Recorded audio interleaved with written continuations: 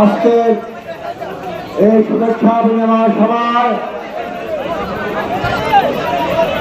আমাদের সম্মানিত সভাপতি, আমার প্রাণপ্রিয় আমাদের সহকর্মী জনাব মোহাম্মদ রুবেন মহোদয়, মঞ্চে উপবিষ্ট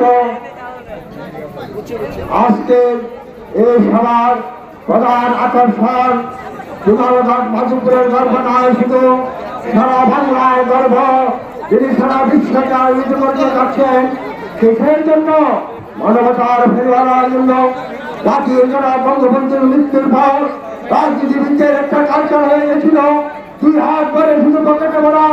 উনি সারা বিশ্বে, সারা বাংলাদেশে একটা সংস্কৃতি উনি দিচ্ছেন আমাদেরকে, সারা জাতিকে পকেট থেকে বাইর করে জনগণকে দাও। আবার আমি কথাটা কেন বললাম, এটা জাতির জন্য, বিশ্বের রাজনীতিবিদদের জন্য একটি উদাহরণ হয়ে থাকবে। আল্লাহ রাব্বুল আলামিনের কাছে আপনার সমাজ দোয়া করুন, আল্লাহ আমাকে নেখায় দোষ করুন, সারা বাংলা নয় সারা বিশ্বে তার এই অনুকরণ আলোচিত হবে।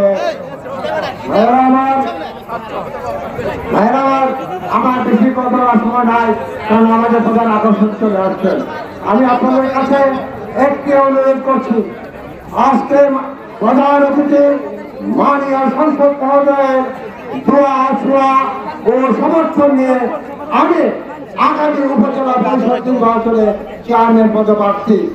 আমার চেয়ারম্যান পদে প্রার্থী হওয়ার একটি কারণ, ওনার একজন সহকারী হিসাবে, ওনার একজন কর্মী হিসাবে, ওনার একজন চৌকিদার হিসাবে আমি আপনাদের উন্নয়নের সভা ঘরে ঘরে পৌঁছে দিতে পারি ওনার নির্দেশে। এটাই আমার আহ্বান, আমার একটু অনুরোধ, ওনার মাধবপুরকে যে উন্নয়নের যে স্বপ্ন দেখছেন তা বাস্তবায়নের জন্য আপনারা আমাকে নির্বাচিত করেন।